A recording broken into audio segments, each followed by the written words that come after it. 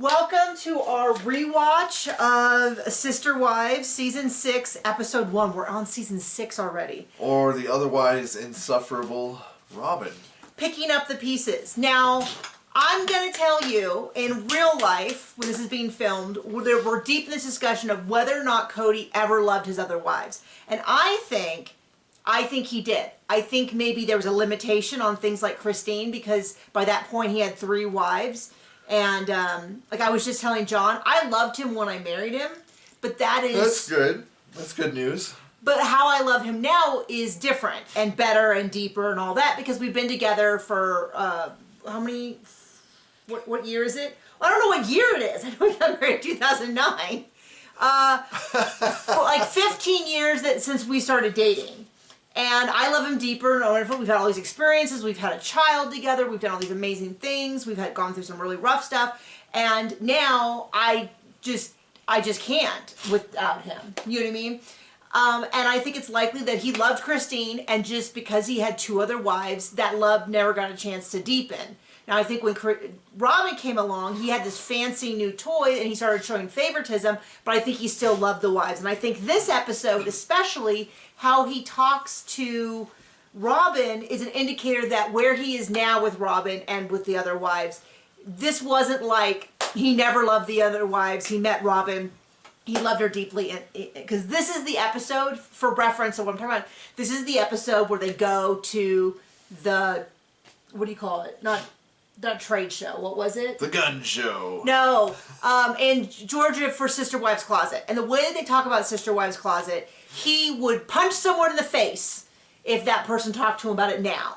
Because it's criticizing Robin. Because it's criticizing Robin. Who has the worst business ideas ever. But she knows how to run a business. It's okay. She explains it to us later. This is just what goes on. You don't sell your merchandise, Well, apparently. what's interesting is I didn't remember that he, at least on the show, was the first person to call it a hobby business. Although he said, but it's not a hobby business because I'm not having any fun. Because it's a dumb idea. Because that was hilarious. But the idea is that he doesn't seem to be showing as much favoritism to Robin, in the sense that nobody can criticize her the way that he does in later seasons. Because right here he has no problem with people saying this isn't working, we can't invest all of our time, Mary shouldn't bother driving all that way to do nothing. So we start off with Cody at Janelle's house. They seem like 2 people who enjoy each other's company. It's been almost 2 years since they moved. Remember, they moved right around Martin Luther King Day, which is in between sort of the end of January. And they're now coming up to December. It seems more like a year and a half, a year and 3/4 or something. Seems like forever. And they are pre-qualified for their homes, but they're not qualified. And so they talk a lot about this big gamble they made. It's a miracle that they pulled it off, but I think Cody really thought they pulled it off because of his incredible genius. And that is why... Well, I mean, they were able to pay those houses off ever, right? Right. They did. We're not. And they have... The whole point is, I think that this made him think that he was smarter than he was. Because he certainly doesn't... any degree of smartness would be smarter than he was. So Robin is like, explains to us about how they have to get into these houses for the teenagers, because clearly she has a teenager who's about to graduate. No. So instead of having Janelle, Christine, or Mary talk about it, they have Robin talk about it, and then all the teenagers talk about wanting to get back into these houses. They want to replicate that experience that they had when they were younger. They want to have a home base where they can see all of the mothers and all of the kids and all of that. They want to be able to walk from house to house. Because Logan is now graduated and is in the dorms at this point. 2 more kids are going next year, and I think 2 more the next year, and it just keeps going like that, where they just, every year they're sort of losing kids out the door. So we meet Daniel, who is the owner of the people who are of the company, one of the co-owners. People? Co-owner of the business. Oh. One of the people who owns the business that is building these houses. And so they're going to go to all the houses. They go to Robin's first, of course. And she doesn't like the window, but they just swap out the window so she gets the double pane and all that.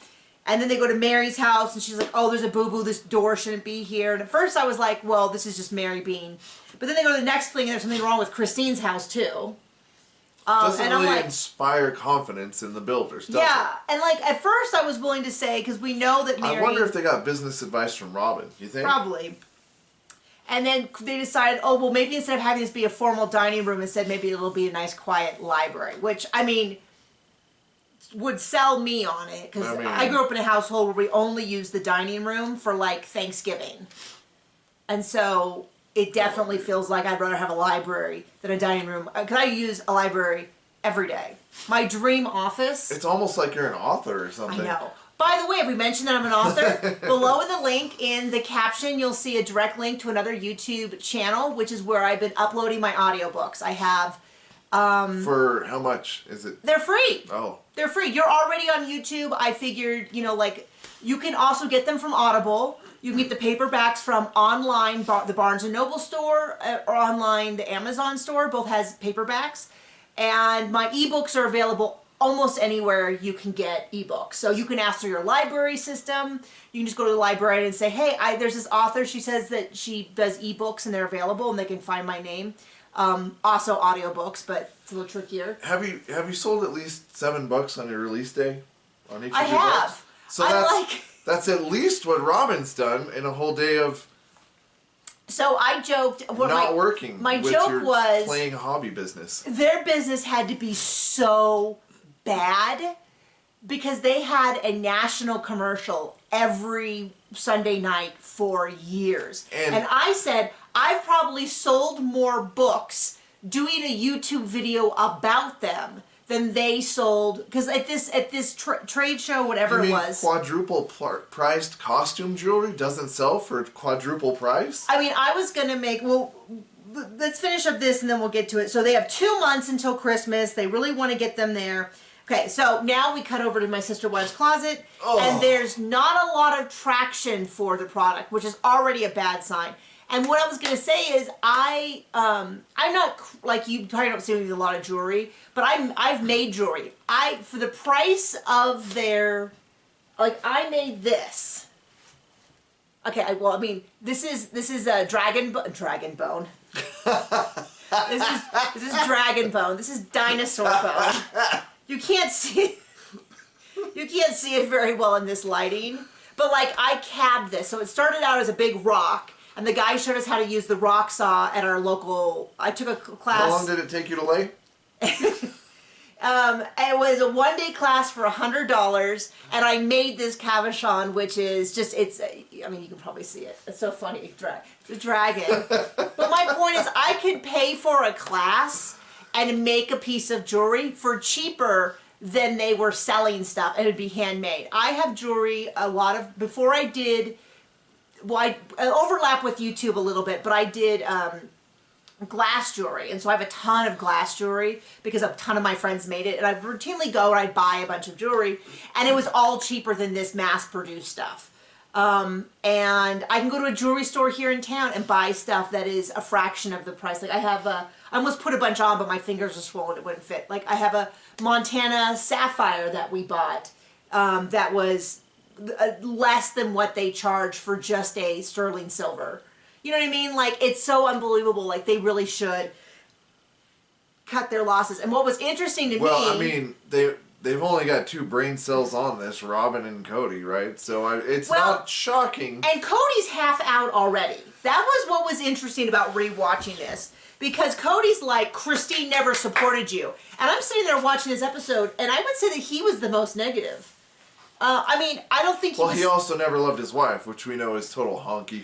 So they're going to a show in St. George, Utah, and they're really worried about the fact that polygamy is not viewed positively in Utah. So I was kind of like, then why would you go there? Why wouldn't you go somewhere like Almost Phoenix? Like there was an infamous cult leader who was jailed just a couple years ago for, like child rape and marriage and stuff and gross things. So you kind of go, like, why would you go back to Utah? Why wouldn't you go someplace... I don't know, in Vegas or whatever. Because the 2 brain cells of the dumbest people in the family thought it'd be a good idea. So Mary can't go because her child had some event. She kind of mumbled it. It wasn't really explained. It's a 2-hour drive there. They can't get in until 3, and Mary would need to leave by 3:30 in order to get home to do the thing with for her kid. And so Cody's like, I don't know that it's worth it. I'm just thinking the gas alone isn't worth it.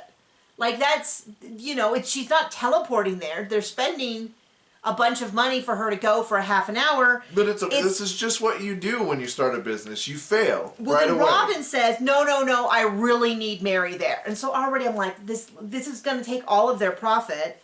And then Cody refers to it. I thought the hobby business phrase was Janelle's. It was Cody's. He said it like 4 times. Janelle repeated it, so maybe they said it inside their house, but he said it a whole bunch of times, and he says like a hobby business. He goes, well, not really a hobby, because I'm not having any fun at it. And I was like, that was actually such a good line that made me laugh really hard. I'm not enjoying it. And then we see Christine kind of saying like, so all of them are going to go. And it was really unclear because it did seem like Mary was there for the rest of the time, so maybe she went, came back, and then went back. I don't know. But I'm just thinking the gas alone wasn't worth it. They wanted to sell 100 pieces. I said my note was just, we see the evolution of Cody, because current day Cody, who's now claiming he never loved anyone, they've always sabotaged Robin every chance they get. They were never supportive. Cody back then was like, I don't know if this is working out. And Janelle's kind of like, I think I need to really pivot towards real estate. This isn't going to pay my bills. Somebody's got to feed the kids. Well, and this is the thing. So they get to I can't remember what they call it, a convention or something. First, the guy's like, we weren't even sure if we were going to have them. A lot of people kind of protested, but since they're not really there pushing polygamy, if they're just going to sell jewelry, that's fine. Well, they're not going to sell jewelry. They're just going to be there.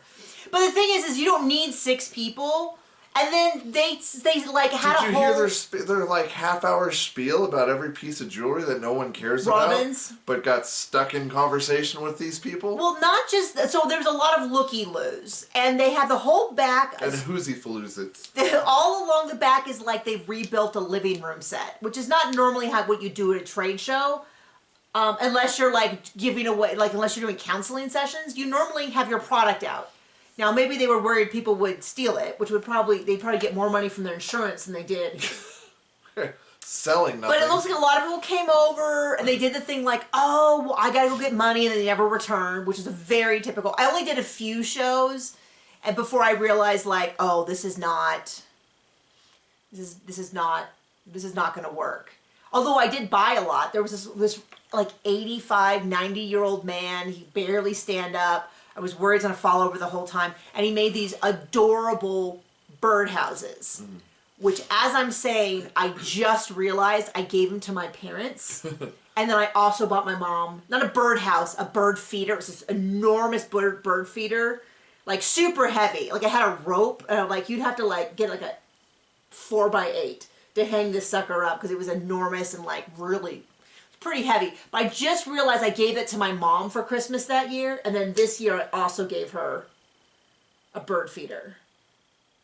So just realizing that this very second that I'm not, and then I sent her like 50 pounds of bird seed, and Amazon wouldn't wrap the bird seed, so she got a gift with 20 pounds of bird seed, and I'm sure she has no idea what's in it. So we'll see.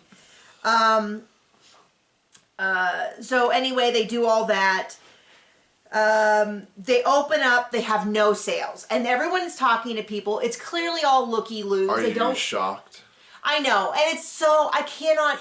I mean, it's something as so general and everyone can, get on board and understand. And sister wives. Sister wives right? I mean, who jewelry. doesn't understand that? I mean, who doesn't want a ring with 2 S's that look like a big butt? Because they're like W...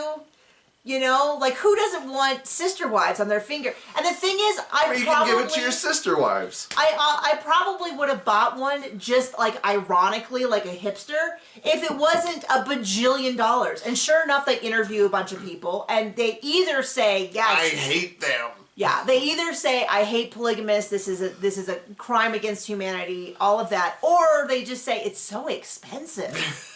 Like, gee, like I consider it, but it's just expensive. And apparently at the same event, there's a whole bunch of other people doing jewelry that are like significantly that are cheaper. Priced right. And the thing is, if they were selling, I've totally bought jewelry from like super crazy expensive.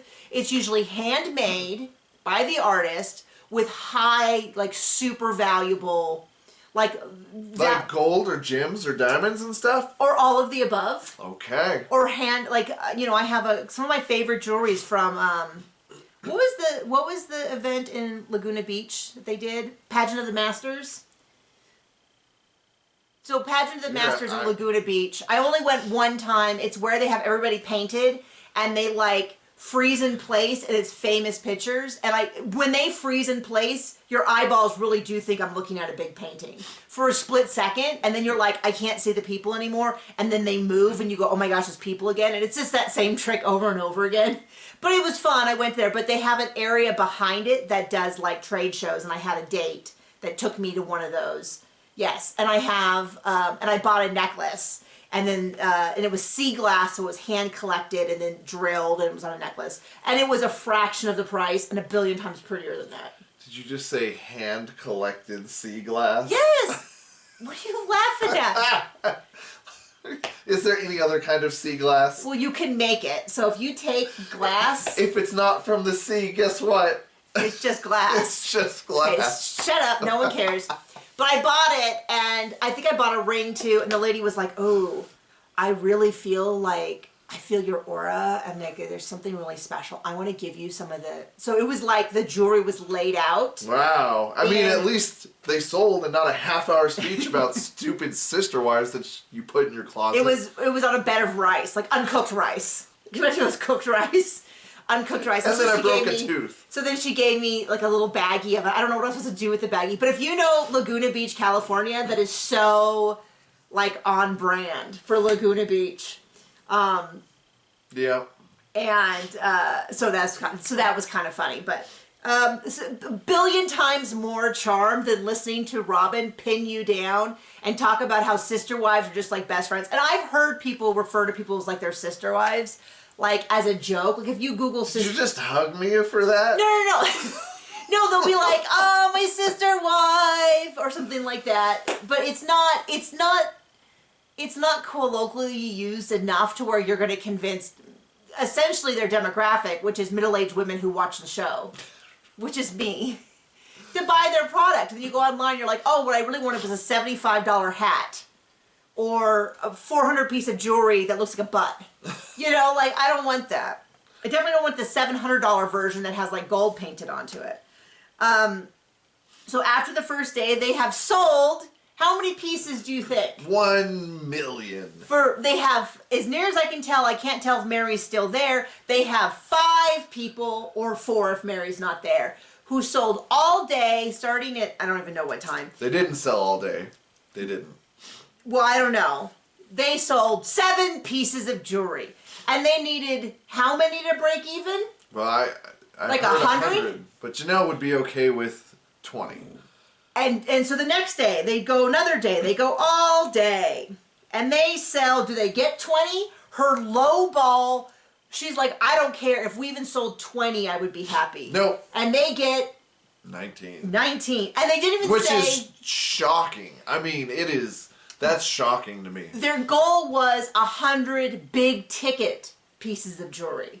And so I don't know if they even got one big ticket, because I don't know what they qualify as big tickets. They got 19, and Janelle's attitude is, I really just need to get back into real estate. And even Mary says, you know, Robin is really big on us all having to be involved. And Christine's like, if I'm at the meeting and not rolling my eyes, that's good enough. That's all you're getting from me. Yep. And Janelle calls it a hobby business like 4 more times. Cody calls it a hobby business a bunch of times. He's like, I don't want to do this. I don't want to have to work with my wives all the time. This is not working.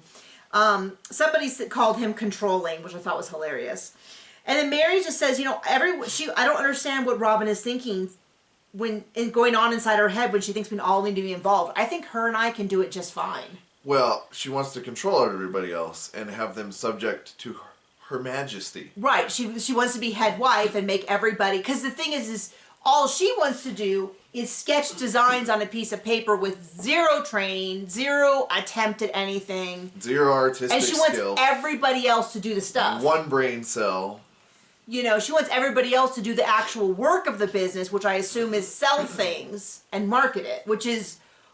Anybody who has a business, I say this a million times, the marketing will kill you. And if you talk to authors, almost all of them will say, I want to just write books and I don't want to market. And we're like, well, babe, I'm sorry. That is such a huge part of the job. And I'm sorry that's the case. But it's the same way as saying, like, I don't want to... I want to just play golf all day. I just want to bake cookies all day. I don't want to sell them. And they're like, well, you're going to have a lot of cookies around your house and not a lot of money. So then Christine comments on how she can see that Robin and Mary are really close and she would like that, but it's just so much work, which I think is the best description of Robin ever. Because I'm positive that being friends with Robin is so much work. Constantly. Not even as a sister wife. Well, we know from that episode where, you know, Christine takes the personality test for Robin that Robin does herself. She's a lot drama, and she likes drama, and she wants drama around. And that's coming up this season. I believe later on this season. I think in 9 episodes, so in 2 months. I can't wait to see Christine take the personality test for Robin that Robin takes her damn self. Which, I assume you know what we're referring to, but if you don't, in episode... You're missing out if you don't know what we're in the talking one-on-ones at the end of season 18, I think 3 or 4, I think 4, no, 3 I think, Christine brings up a personality test that Robin claims she didn't take. The whole family takes on camera. But Robin lies about and says she never took it. On episode 10. Christine must have taken it for her, which is so terrible. Oh, yeah. Can you believe? She doesn't know what personality test, but she's sure if anything did take it, it was Christine who took it. For her. For her. Liar, liar, pants on fire. We have another big thing, which is Robin goes over to talk to Mary. They talk again about the surrogacy, which confused me when we saw it in the look-up, because I was like the peak, like the coming up look that they put before the commercials, which no longer exist, but they keep that in. I wish they would just edit those things out, like for reruns. Right, like if we're watching streaming, like don't show us the coming up, just come up. Yeah, because they'll just be show us it to us. Words is hard. So because I was like, I thought Mary decided she was gonna try to carry a baby, and that's what Robin said. She goes, so remember, because it's Solomon's birthday. Coming up, his 1-year birthday, and so it does astound me. I don't think I realized the first time around that Mary's been thinking about it for a year, which to me sounds like she doesn't want to do it, but we'll see. So Robin says, I want to do, I'll carry the baby for you, and Mary's like, I don't know, and then she's like, but you've now decided that you would want to try carrying the baby, and she's like, I don't know, and Robin says something I actually agree with, which is every woman should have the right to choose if she has a baby. I mean that in the sense of, like, if women want to be childless, that's absolutely their choice. Robin seems to think of the reverse, which is every woman deserves a child if she wants it. Like, she should just be able to order it. It's not really... I definitely feel it's not my business. Yeah, babies like pizza. Just order them. They show up to your house 30 minutes later. I think they said babies like pizza. And I was like, Don't feed a baby pizza. Don't feed a baby pizza. John. But no, that's not how babies work. Yeah, unfortunately. For us. So, they go back and forth. Nothing really happens. They have the party for Solomon. They ask all the kids to write down their dreams for Solomon. Robin very explicitly says, I want Solomon to find his true loves. And she says it like that. She says loves to make sure we all knew.